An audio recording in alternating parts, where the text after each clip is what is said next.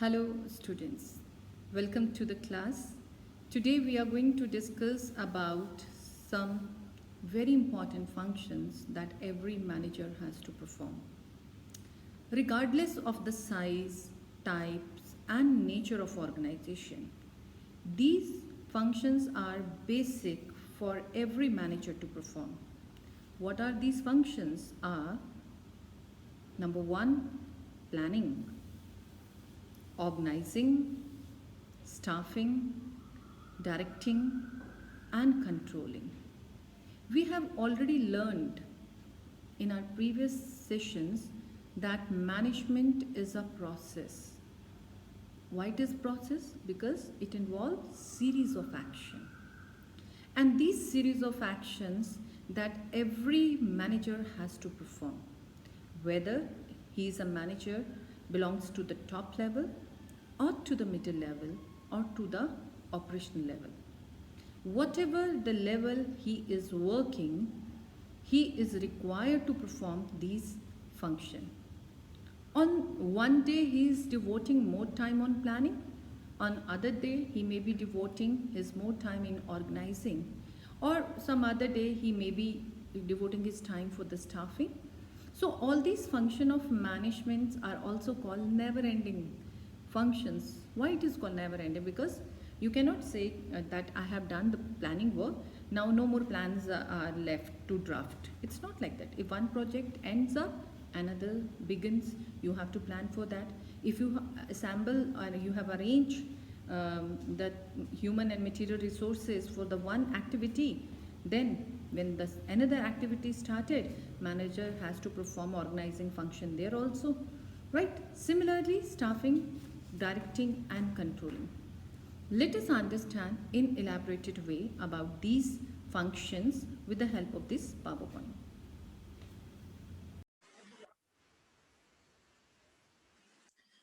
So, dear student, we are going to discuss the function of management one by one.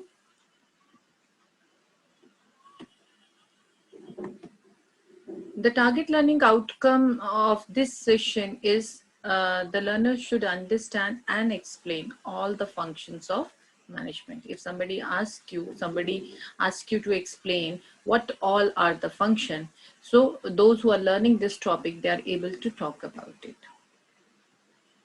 So first of all, what is a function of management? As we know that management consists of series of continuous but interrelated and interdependent functions that are performed by all managers. We have studied at the time of feature of management that management is a continuous, right? Management, the nature of management is it is continuous. And why it is continuous? Because we keep on doing all the activities again and again. And all these series of continuous activities are interrelated. First of all, interrelated means if you are doing one activity first, you cannot perform second activity by overlooking the first one. So whatever the first activity has done, you have to keep while doing your second activity, that this is the constraint given to me by my first activity. Similarly, when you go on to perform the next activity, again you have to consider what constraint has been set up by the first activity, second activity, and then keep on doing the other tasks. So the interrelatedness is there. So that manager has to see, and they are interdependent also, because whenever you are doing one activity, you need to have a reference of other activity. So what are these activities? We'll discuss one by one. And the most important thing is this: these activities are to be performed by all managers, whether they belongs to top level or middle level or at operational level. So all these activity, all these functions that every manager has to perform are: number 1, planning; number 2, staffing; number 3, organizing; Number 4, directing. Number 5, controlling. Right? So these are called 5 functions of management. Right? And if manager want to manage something, he has to perform all the function. On one day, he is giving more time to planning. On other, he has to devote more time to organizing. On other, some other day, he has to devote more time for controlling. So a manager, while doing his managerial job, he has to do all these functions irrespective of the fact at which level is he working. Let us understand these functions one by one. First of all is planning. So what is planning? Many students, when they ask what is planning, they are telling us what is to be done, when it is to be done, how it is to be done. This is all about planning. This is true. This is true. But when we are talking about planning in the organizational sense, it has broader sense, right? What it is. When we are doing planning for the organization, it means setting objective for the given time period, formulating various courses of action to achieve them, and then selecting the best possible alternative from among the various courses of action available. Many a time we are writing planning in very casual sense. Okay, what is done, how it is to be done, when it is to be done, this is planning. This is the casual approach, right? So the student of management, they have to learn more appropriate sense. According to the student of, for the student of management, planning means what you want to achieve. First of all, set that, setting objective. First thing you have to set is what is the objective you want to achieve. Number 2, formulating courses of actions, alternative courses of action. Because in order to achieve anything, you need not to follow only one way. There may be a number of ways by which you can achieve your desired result. For example, company wanted to have 20% profit this time. Last time they have 15% profit, but now they wanted to have 20% profit.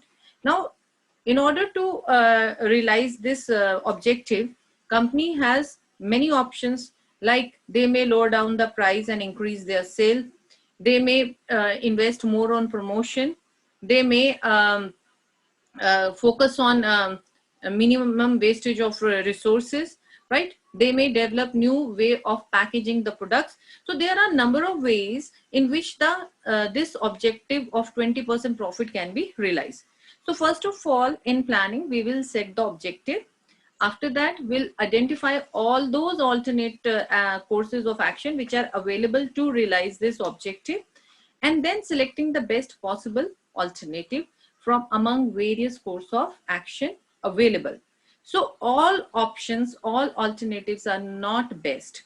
The managers has to choose the best possible alternative that help the management to achieve their objective effectively as well as efficiently. So the planning is the most important function. It is also called the primary function because before doing any other function, the first thing that every manager has to perform, that is to plan. So this is the very first function of management. The next function is called organizing. Now what is organizing? Organizing is the management function of assigning duties, grouping tasks, establishing authority, allocating resources to required to carry out a specific plan. What it means? Once the plan has been laid down, you have identified which course of action you are going to apply to achieve your objective. Now the next step is to arrange human resources and physical resources, because in the absence of resources, you are not able to achieve the task. So at this stage, at the organizing stage, we will arrange material. We will identify the work to be done, what all work to be done. Then we will divide the work and form departments, and then we will create posts. Who will work in the organization and at what post, what are the different duties of that post, and where that post will report. So this all comes under the purview of organizing. Once it is done, the next step is hiring of people. Now you have created your structure, you have planned what you wanted to achieve. Now for the different posts you have created at the organizing level, you have to start filling vacancies, right? So for that we are going for the staffing function of management. Staffing function of management is concerned with obtaining, utilizing and maintaining a satisfactory and satisfied workforce. It is very important function of management, because whatever the people are selected, how they will be approached, what will be the selection procedure, how the training part will be done, this is all come under the staffing function of management. The next function under this chain is directing.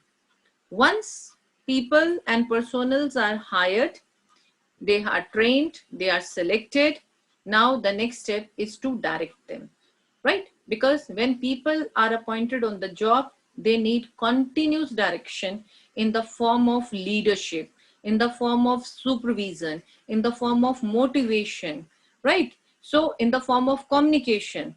So the role of every manager is to guide their team, direct them, right? So this is also one of the very important function of every manager. Directing involves leading, influencing and motivating employees to perform the task assigned to them. And the next come the very important function. This function is all about checking is everyone is doing their job properly or not. Is resources of the organization are properly utilized or not. If some deviations are there or not. Deviation means because planning has given you objective. Okay, this you have to achieve. 20% profit we wanted to achieve.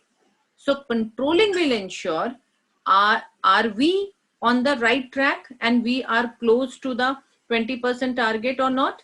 And if not, there must be some reason behind it. So this is the function of controlling, to find out those reasons and look for the, analyze those deviation and find out the corrective result.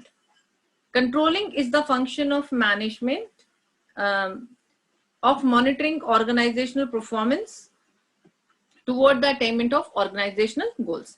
Like you people are, when you people were in school, so school management, they have framed certain rules and regulation, right? So these are set at the time of planning only. When the session started, at the time it has been set up what all plans will be and what all rules and regulation will be followed, right? So are those rules and regulation being followed by the staff and the teachers or not? Staff, teachers and student or not? This has to be checked. So this checking work is called beta controlling, because a proper check always motivate people to give their best and always keep their target in their mind, and they should not deviate from their target. So you can see all the functions of management are very important. Every manager, whether he is working at top, middle or operational level, they have to perform these functions, and by performing all these functions, they are able to complete their managerial tasks. I hope this topic will be this topic is clear to you. Thank you, dear students.